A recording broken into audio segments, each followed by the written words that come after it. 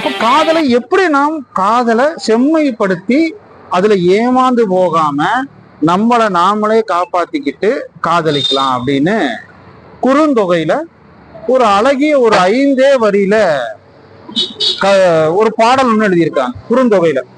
அதுல பாருங்க, அந்த பாடல்ல வரக்கூடிய முதல் வரியே இப்படிதான் இருக்குதுங்க. யாரும் இல்லை, முதல் வரி யாரும் இல்லை தானே கல்வன். இது 2 வகையாவும் பொருந்தும். இவங்க காதலிக்கிறது பிரச்சனை இல்லை, இந்த காதலினுடைய சந்திப்பு எங்க நடக்குதுன்னா யாரும் இல்லாத ஒரு தனிமையான ஒரு இடத்துல நடக்குது. அந்த இடத்துல ஒரு கல்வன் எப்படி யாரும் இல்லாத ஒரு இடத்துக்கு வந்து ஒரு பொருளை திருடுவானோ அதுபோல் அங்கே வர்றது காதலன் தான், தலைவன் தான், இவளுடைய காதலன் தான். ஆனா அந்த இடம் தேவையில்லை. இல்ல, யாரும் இல்லாத இடத்துக்கு வந்து யாரும் இல்லை தானே கல்வன் அப்படிங்கிறார். அப்போ அந்த ஆணை வந்து அந்த இடத்துல என்ன சொல்றாருன்னா ஒரு கல்வன் போல குறிப்பிடுறார். அவன் ஒரு கல்வன். தானவன் பொய்ப்பின் யான் என் செய்கோ அப்படிங்கிறார். அதாவது இந்த பெண் எப்படி சொல்றாங்க அப்படின்னு பாத்தீங்கன்னா, முதல்ல இதை பத்தி நான் ஒரு சின்ன ஒரு விளக்கம் மட்டும் கொடுத்துட்றேன். தலைவனும் தலைவியும் ஒரு இடத்துல சந்திச்சுக்கிறாங்க. தலைவி வந்து தலைவன்னா காதலன்னு பொருளுங்க, தலைவினா காதலி சந்திச்சுக்கிறாங்க. அந்த தனிமையில சந்திச்சு காதலன் வந்து நல்லா மயங்கர மாதிரி அப்படியே பேசுறான். காதலியை வந்து கொஞ்சி குழாவி பேசி காதலிகிட்ட இருந்து எதை எடுக்கக்கூடாது, பெண்களினுடைய அந்த கற்புன்னு சொல்றோம் இல்லைங்களா, அதை வந்து அவன் ஊடல் கொள்றான். அப்படி ஊடல் கொள்ளும் போது அவன் நிறைய சொற்களை பயன்படுத்துறானா. நீ என்ன நம்பு, நான் உன்னை கைவிட்டுற மாட்டேன், நீ தான் எனக்கு எப்பவுமே, நீ இல்லைன்னா எனக்கு வாழ்க்கையே இல்லை, நீ என்னை வந்து உன் கண்ணாலேயே பார்த்தினாலே நான் விழுந்துருவேன், என் உயிரே உங்ககிட்ட தான் இருக்குது அப்படின்னு எண்ணற்ற கற்பனைகளை சொல்லி அடுக்கிட்டே போவாங்களாமா. அப்படி அடுக்கி அடுக்கி ஒரு கட்டத்துல என்ன ஆயிரும், தன்னுடைய காதலை வந்து அவனுடைய ஆசைக்கு இணங்க வச்சிருவான். அப்ப அந்த பெண் இணங்கணும்னு தன்னை அவகிட்ட முழுமையா கொடுத்து இழந்துருவான். அந்த பெண் இழந்த உடனே இப்ப அந்த நிகழ்வு நடந்து முடிஞ்சிருது. அதாவது அந்த இடத்துல காதலனுக்கு என்ன தேவையோ காதலிட்டு இருந்து எடுத்துட்டு அந்த நாள் முடிஞ்சிருச்சு.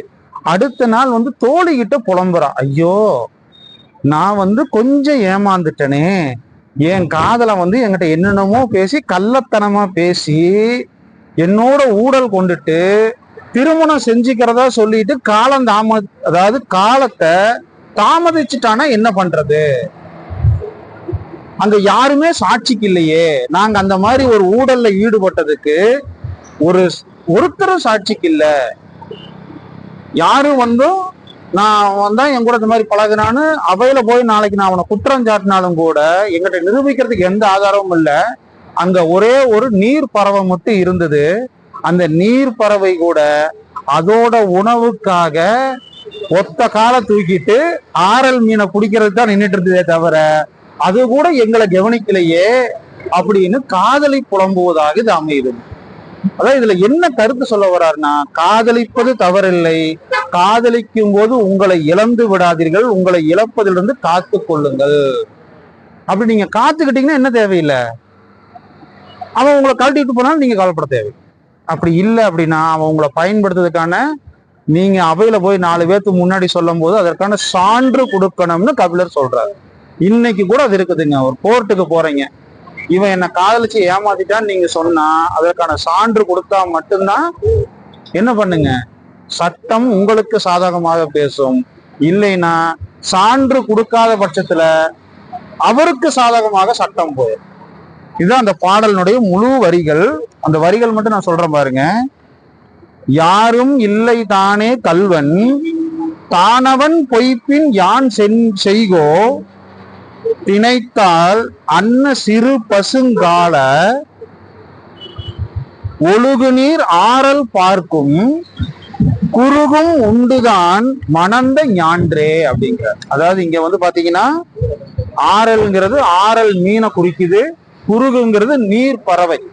இவங்க 2 பேரும் ஊடல் கொள்ளும் போது இந்த பறவை மட்டும்தான் அங்க இருந்தது, வேற யாருமே இல்லை. அப்படின்னு சொல்றா. யாருகிட்ட சொல்றா இருப்பீங்க? தோழி கிட்ட ஏமாந்த தோழி சொல்லிக்கிட்டு இருக்கிறார். இதுல இருந்து அந்த பாடல் என்ன சொல்ல வருதுன்னா, நாம் காதலிப்பது தவறில்ல, காதலில் ஏமாறுவதுதான் தவறு. இப்படி ஏமாறாம இருந்துகிட்டோம்னா நம்மளையும் நம்ம காப்பாத்திக்கலாம், காதலனும் நம்மளை ஏமாத்த மாட்டான் அப்படிங்கிறதா இந்த பாடல் மிக அழகாக சொல்லுகிறது. இது போன்ற பாடல் வரிகளை கேட்பதற்கு எங்களுடன் இணைந்திருங்கள். நன்றி, வணக்கம். மீண்டும் சந்திப்போம். என் நூல் காஞ்சி அன்பர்களுக்கு கோவை உறவாளை ராஜரத்தினம் உங்களுக்காக மட்டுமே சொல்லப்படுகிற ஒரு திருமந்திர செய்யுள். இந்த திருமந்திர செய்யுளை இன்னும் கொஞ்சம் விளக்கமாக கொடுக்க வேண்டும் என்று நினைத்தேன். அதாவது நமக்கு பாருங்க, கடவுள் வாழ்த்தில் 2வது செய்யுள், போற்றி இசைத்து இன்னுயிர் மண்ணும் கொஞ்சம் நாட்டுசைக்கும் நல்ல மாதுக்கும் மேற்திசைக்கள் தென்திசைக்கு வேந்தரான் கூட்டு அதைத்தான் அணைந்து கூறுகின்றேன் என்பார். இதை இல் அப்படிங்கிற வார்த்தை எடுத்து இல்லுங்கிற வார்த்தை போட்டாலும் இது அழகாக இருக்கும். அதாவது என்னன்னா, போற்றி இசைத்து இன்னுயிர் மண்ணும் புனிதர் நாட்டிசைக்கும் நல்ல மாதுக்கும் ஒரு நாட்டிசைக்கும் நல்ல நாயகனுக்கும் ஒரு நாயகி, மேற்திசைக்கள் தென்திசைக்கு ஒரு வேந்தரான் கூட்டு அதைத்தான் அணைந்து கூறுகின்றேன் என்று அந்த திருமந்திரத்தை முடிக்கிறார். ஆனால் இதற்கு நம்ம நல்ல விளக்கம் கொடுக்கணும்னா, சமயத்துல நான் ஒரு நெஞ்சில் ஒரு ஆலயம் அப்படிங்கிற ஒரு 1962 நான் முதல்லயே பார்த்து ரசித்த படம். இருந்தாலும் அந்த படத்தை மீண்டும் பார்க்க வேண்டிய சூழல் ஏற்பட்டது. அப்படி ஏற்பட்ட போது அந்த ஒரு பாத்திரம் என்னன்னா, ஒரு பெண்ணின் வைராகியம் என்பது எப்படி தன் கணவனை காப்பாற்றுகிறது என்பதை தான் அந்த செயல் சொல்லி. வைராகியம் எப்படின்னு கேட்டீங்கன்னா என்னன்னா, தன் கணவன் முதல்ல ஏற்கனவே அந்த பெண் தன் கணவனை காப்பாற்ற வேண்டும் என்று ஒரு பக்கம் போறா. ஆனா போகும்போது தன்னுடைய முன்னாள் காதலனையும் அங்கு மருத்துவராக இருக்கிறார். அப்போ போற போது பாத்தீங்கன்னா அந்த முன்னாள் காதலனுக்கு கை நடுங்கும். நாம் நேற்று வரைக்கும் எதிர்பார்த்திருந்த காதலி முன்னால் நிற்கிறா. ஆனால் அவ வைக்கிற கோரிக்கை என்னன்னா, என் கணவனை காப்பார். அப்போ என்ன நடக்குதுன்னா, இந்த கணவன் எப்படிப்பட்டவன் அப்படின்னு தன்னுடைய, அதாவது தனக்கு நோய் வந்து விட்டது. ஆனால் அவனுடைய கனவுகள் அத்தனையும் கலைந்து போய்விட்ட நிலையில் அவன் நினைக்கிறான், நான் என்றோ ஒரு நாள் இருக்க வேண்டி வந்தா, ஆனாலும் இன்று உன்னை நான் இப்படி ரசிக்க விரும்புகிறேன் என்று சொன்னவுடன், அதாவது தன்னுடைய முதலில் திருமண கோலத்தோடு உட்காருவார். அப்போது அந்த பெண் பாடுவாங்க, என்ன நினைத்து என்னை அழைத்தாயோ, ஏன் இந்த கோலத்தை கொடுத்தாயோ, முன்னர் இருந்த நிலை நினைத்தாயோ, முகத்தை பார்த்து கொள்ள துடித்தாயோ, வாழ்க்கை கனவுகளை அளித்தாயோ, ஒரு உயிர் பறவை அழைத்தது என நினைத்தாயோ, உன்னை அழைத்து செல்ல ஒரு தலைவன் வரும்போது என்னையே நான் தர மறுப்பேனா, பறவை பறந்து செல்ல விடுவேனா, அந்த பரம்பொருள் வந்தாலும் தருவேனா என்ற அந்த வார்த்தைகள் இருக்குது. இது கண்ணதாசனுக்கே உரிய விளையாட்டு. அந்த கண்ணதாசனுக்கே உரிய விளையாட்டாக இருந்தாலும் பாருங்க, அவ்வளவு ஆழமாக தன் காதலை அடித்து சொல்லுகிறாள் பெண், தன் கணவன் மேல் வைத்த காதல். அடுத்ததாக இவருக்கு அந்த காதலனுக்கு, தன் மனைவியோட காதலனான மருத்துவருக்கும் ஒரு நல்ல நட்பு இருக்கிறது, நாகரிகம் இருக்கிறது. நானும் ஒரு நோயாளி, நான் ஏன் அந்த பெண்ணை அவருக்கு மறுமணம் செய்து கொள்ளக்கூடாது என்று கேட்ட விடுறான். கேட்ட உடனே அந்த பெண் என்ன இதை காது கொடுத்து தன் மருத்துவரும் கேட்கிறார். சொன்னது நீதானா, சொல் என் உயிரே, சம்மதம் தானா, ஏன் என் உயிரே, இன்னொரு கைகளிலே நானா, என்னை மறந்தாய் என் உயிரே, மங்கள மாலை தந்ததும் எல்லாம் நீதானே, என் மனதை உன் மனதில் இணைத்ததும் நீதானே, தெய்வத்தால் மாறுதல் கூடிய மாலை பெருவிழில் விழலாமா, பெருவிழில் விழுந்தாலும் வேறொரு கை படலாமா என்று அவள் துடிக்கிற போது அந்த பாத்திரம் அவ்வளவு அழகா இருக்கு. ஆனால் கடைசியில பாத்தீங்கன்னா, இந்த துடிப்புக்காகவே அந்த காதல் பாத்திரத்தை ஏற்றுக்கொண்ட அந்த மருத்துவர் முன்னாள் காதலான மருத்துவர் தன் விடாமுயற்சியோடு அதை அப்படியே தன்னை கொண்டு செலுத்தி அந்த அவர் கணவனை காப்பாற்றி விடுவார். ஏன்னா அப்படி கணவனை காப்பாற்றும் போது அவர்களுக்கு என்ன கிடைக்குதுன்னு கேட்டீங்கன்னா, நெஞ்சில் ஒரு ஆலயம் கிடைக்கிறது. அது நெஞ்சில் என்ன வருத்த மனம் அங்கே வாழ்த்து மனமாக வருகிறது. அங்கே அதாவது இவர்கள் அறியாமலேயே மருத்துவருடைய தாய்கிடத்துல மருத்துவ தாய் வந்து பேசுவாங்க, என் கணவன் என் மகன் வேறொரு பெண்ணை காதலித்ததினால் திருமணமே செய்து கொள்ள மாட்டேன் என்று சொல்கிறார். நீ சொல்லமா, எடுத்து சொல்லமா என்று சொல்லும் போது அந்த மாத்திரம் மிக அருமையாக இருக்கும். அப்போ நீங்க பாருங்க, இவ்வளவு அர்ப்பணிப்போடு வாழ்ந்து கடைசியில அந்த மருத்துவர் தான் அவனுக்காக பாடுபட்டு கடைசியில அவர் வந்து இறந்துருவார். அப்பொழுதுதான் அது நெஞ்சில் ஒரு ஆலயமாக அங்கே மறையும். இப்பொழுது பாருங்க, இந்த டெடிகேஷன், இந்த அர்ப்பணிப்பு மனோபாவம் என்பது மிக மிக மிக அவசியமாக இருக்கிறது. 1000 வருத்தங்கள் இருக்கட்டும், ஆனால் அந்த 1000 வருத்தங்களிலும் வாழ்த்து மனம் அங்கே உள்ளே வந்தபோது அது நெஞ்சில் ஒரு ஆலயமாக மாறியது என்பதுதான் இது. அதாவது இதுல வந்து என்னன்னா, இது ஒருவர் வாழும் ஆலயமாக இருக்கிறது.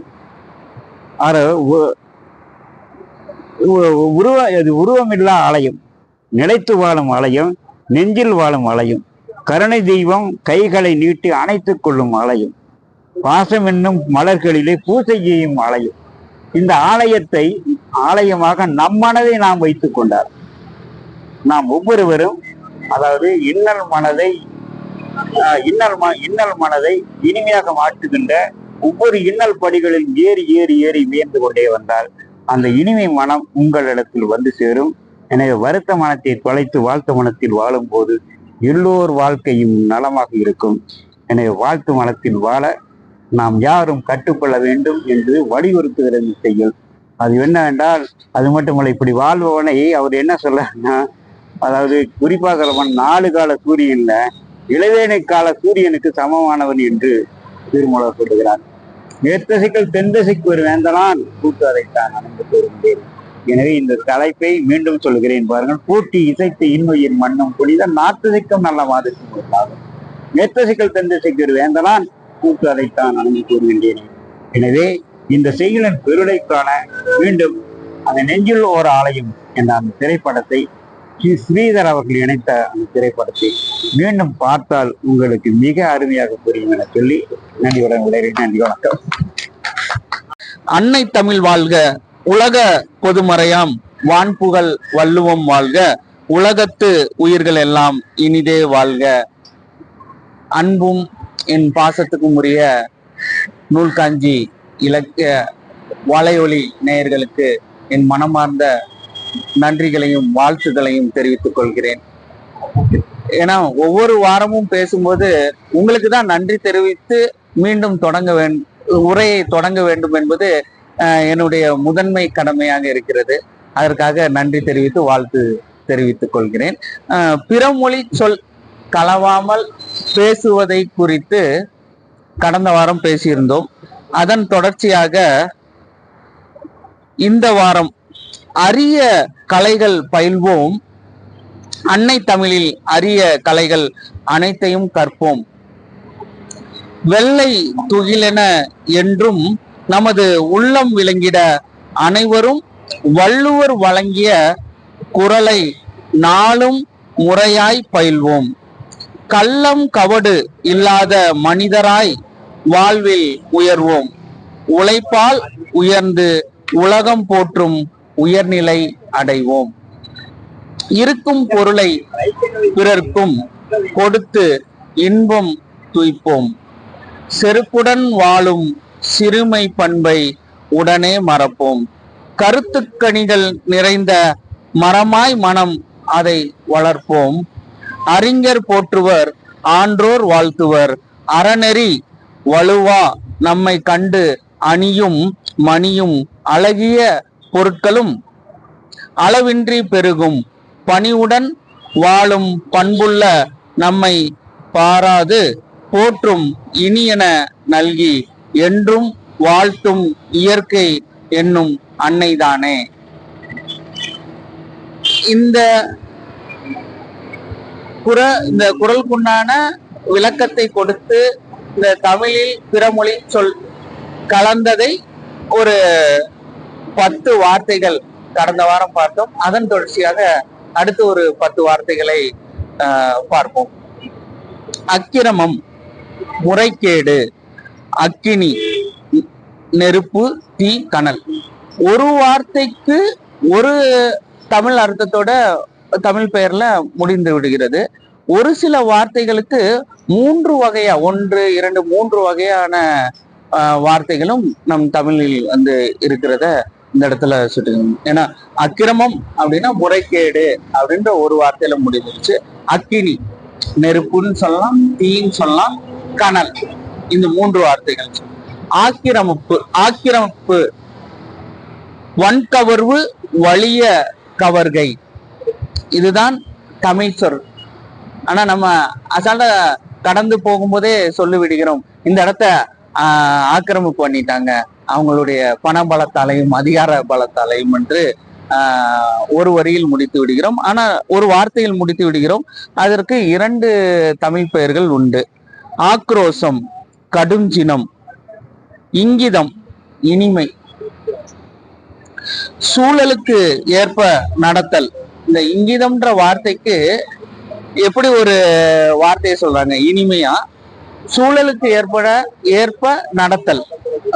இச்சை, விருப்பம், சிற்றின்ப உணர்வு, ஈனப்பிறவி, இழிந்த பிறவி, ஈஸ்வரன், ஈஸ்வரி. இந்த 2 பிற மொழி சொல்லுக்கு இறைவன், இறைவி. உச்சரிப்பு, ஒலிப்பு. நம்ம உச்சரிப்பு தவறாமல் பேச வேண்டும் என்று தமிழ்ல நினைக்கிறோம். ஆனா உண்மையான தமிழ் வார்த்தை ஒலிப்பு. உத்தம புருஷன், நற்பண்பாளன். இந்த 10 வார்த்தைகளையும் நான் பேசுவதற்கு வாய்ப்பளித்த நூல்காஞ்சி இலக்கிய பேரவைக்கு நன்றியை தெரிவித்துக் கொள்கிறேன். இனிய ஞாயிறு மாலை நேரத்திலே நூல்காஞ்சி நண்பர்கள் அனைவருக்கும் மாலை வணக்கம். உங்களோடு கலந்து கொள்வதில் மிகவும் மகிழ்ச்சி அடைகிறேன். புதிய நபராக வந்திருந்த என்னையும் இந்நிகழ்ச்சியிலே 2 வார்த்தை பேசும்படி அழைத்ததற்கு மனமார்ந்த நன்றிகளை மறுபடியும் தெரிவித்துக் கொண்டு ஒரு சிறு கவிதை ஒன்று சில தினங்கள் எழுதியிருந்தேன். அதை உங்களோடு பகிர்ந்து கொள்வதில் மகிழ்கிறேன். கண்ணாமூச்சி ஆட்டத்தை பத்தி இது நினைக்கிறப்போ ஒரு கண்ணாமூச்சி ஆட்டத்தை பத்தி ஒரு கவிதை. கண்ணை கட்டி கண்ணாமூச்சி ஆட்டம், கண்ணை கட்டாமலே கண்ணாமூச்சி ஆட்டம், மின்னாமூச்சி மினுக்கும் போதும் கண்ணில் தெரிவது கண்ணாமூச்சி, மின்னல் வெட்டில் விண்ணில் தெரிவது கண்ணாமூச்சி, இந்திர வில்லின் 7 நிறங்களும் தந்திரமான கண்ணாமூச்சி, பொன்னை பூசி பத்தரை என்னும் எத்தரை நம்பினால் கண்ணாமூச்சி, காலம் முடிந்தால் நாளும் பொழுதும் வாழும் வாழ்வும் கண்ணாமூச்சி. அன்புடன் ஆறுமுகம் கோயில். அனைவருக்கும் வணக்கம். நூல்காட்சியின் மூலமாக மறுபடியும் உங்களை எல்லாம் சந்திப்பதிலே மிகவும் மகிழ்ச்சி அடைகின்றேன். 17ஆம் தேதி காமராஜருடைய பிறந்த நாள் வருது. கண்ணதாசன் அவருக்காக எழுதிய காமராஜரை பற்றி ஒரு சிறிய கவிதை. சொத்து சுகம் நாடார், சொந்தம் தனை நாடார், பெற்ற தாயையும் நாடார், பிறந்த வீட்டையும் நாடார், தான் பிறந்த நாடொன்றை நாடி நின்று நாடாரை நாடினேன். இது